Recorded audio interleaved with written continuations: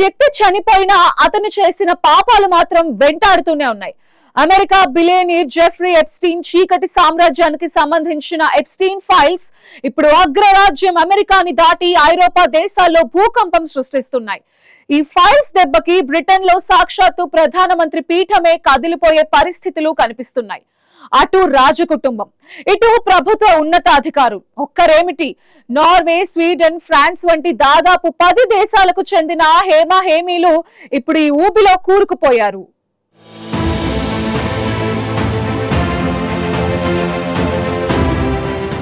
Epstein files ఒకప్పుడు అమెరికాలో సంచలనం రేపిన ఈ కేసు ఇప్పుడు అట్లాంటిక్ సముద్రాన్ని దాటి యూరప్ రాజకీయ వ్యవస్థనే కుదిపేస్తోంది. లైంగిక నేరాల ఆరోపణలతో చనిపోయిన జెఫ్రీ ఎప్స్టీన్ కు సంబంధించిన రహస్య ఈమెయిల్స్, పత్రాలు ఒక్కొక్కటిగా బయటకు రావడంతో ప్రపంచంలోని శక్తివంతమైన దేశాల రాజకీయ దౌత్య వర్గాల్లో ప్రకంపనలు మొదలయ్యాయి.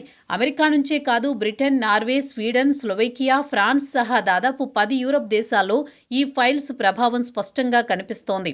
మంత్రులు, రాయబారులు, జాతీయ భద్రతా సలహాదారులు, చివరకు రాజకుటుంబ సభ్యుల వరకు ఈ కుంభకోణం నీడలు విస్తరించాయి.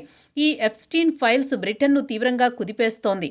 అక్కడ సాక్షాత్తు ప్రధానమంత్రి పీఠమే కదిలిపోయే స్థాయిలో రాజకీయ భూకంపం సంభవించింది.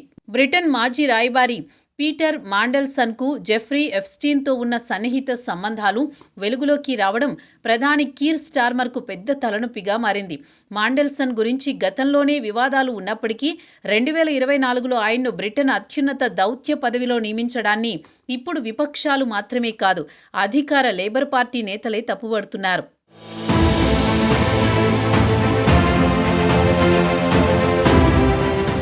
మాండెల్సన్ కు ఎప్స్టీన్ తో ఉన్న స్నేహబంధం గురించి ఈమెయిల్స్ ద్వారా స్పష్టమైన ఆధారాలు బయటపడడంతో గత ఏడాది సెప్టెంబర్లోనే స్టార్మర్ ఆయన్ను పదవి నుంచి తొలగించారు. అయితే సమస్య అక్కడితో ఆగిపోలేదు.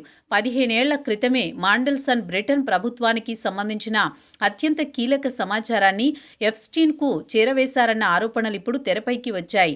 దౌత్య, వాణిజ్య, భద్రతా అంశాలకు సంబంధించిన సున్నితమైన వివరాలు ఎప్స్టీన్ కు పంపించారా అన్న కోణంలో బ్రిటన్ పోలీసులు దర్యాప్తు ప్రారంభించారు. ఈ అంశం దేశ భద్రతకు సంబంధించినదిగా మారడంతో వివాదం మరింత ముదిరింది. ఈ పరిణామాలన్నీ కలిసి బ్రిటన్ ప్రధాని కీర్ స్టార్మర్ను తీవ్ర రాజకీయ ఒత్తిడిలోకి నెట్టేశాయి. ఇప్పటికే మీడియా, విపక్షాలు ఆయన రాజీనామా కోరుతుండగా తాజా పరిణామాలతో ఆ డిమాండ్ మరింత బలపడింది. ఇదే సమయంలో స్టార్మర్ కు మరో పెద్ద దెబ్బ తగిలింది. ఆయన చీఫ్ ఆఫ్ స్టాఫ్ గా ఉన్న మోర్గాన్ మెక్స్వీనే ఆదివారం తన పదవికి రాజీనామా చేశారు. మాండెల్సన్ ను దౌత్య పదవికి నియమించాలన్న సలహా తానే ఇచ్చానని, దానికి పూర్తి బాధ్యత వహిస్తూ తప్పుకుంటున్నట్లు మెక్స్వీనే ప్రకటించారు.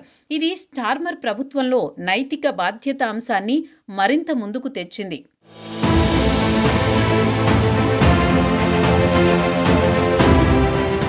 ఈ నేపథ్యంలో స్టార్మర్ సోమవారం అధికార లేబర్ పార్టీ చట్టసభ్యులను ఉద్దేశించి కీలక ప్రసంగం చేశారు. తన పదవికి రాజీనామా చేయాలన్న ఆలోచనే లేదని స్పష్టం చేశారు. మాండెల్సన్ నియామకంపై విచారం వ్యక్తం చేస్తూ అది ఒక పెద్ద రాజకీయ పొరపాటేనని అంగీకరించారు. రాజీనామా చేసిన మోర్గాన్ మెక్స్వీనే భావోద్వేగపూరితంగా వీడ్కోలు పలికారు.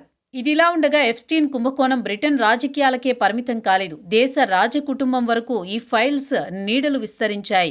ఎప్స్టీన్ తో సన్నిహిత సంబంధాలు కొనసాగించినట్లు ఆరోపణలు ఎదుర్కొంటున్న ప్రిన్స్ ఆండ్రూపై బ్రిటన్ పోలీసులు అధికారిక రహస్యాల చట్టం కింద విచారణ ప్రారంభించారు.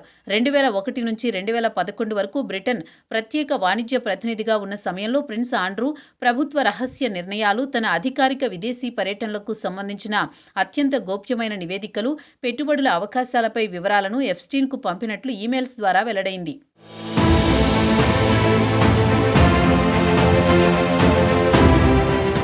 ఇప్పటికే పలు వివాదాలతో ఇబ్బందులు ఎదుర్కొంటోన్న బ్రిటిష్ రాజకుటుంబానికి ఈ వ్యవహారం మరో పెద్ద మచ్చగా మారిందన్న అభిప్రాయం వినిపిస్తోంది. రాజకుటుంబ సభ్యుడు దేశ భద్రతకు సంబంధించిన సమాచారాన్ని ఒక వివాదాస్పద వ్యక్తికి పంపించాడా అన్న ప్రశ్నలు ప్రజల్లో తీవ్ర ఆగ్రహాన్ని రేకెత్తిస్తున్నాయి.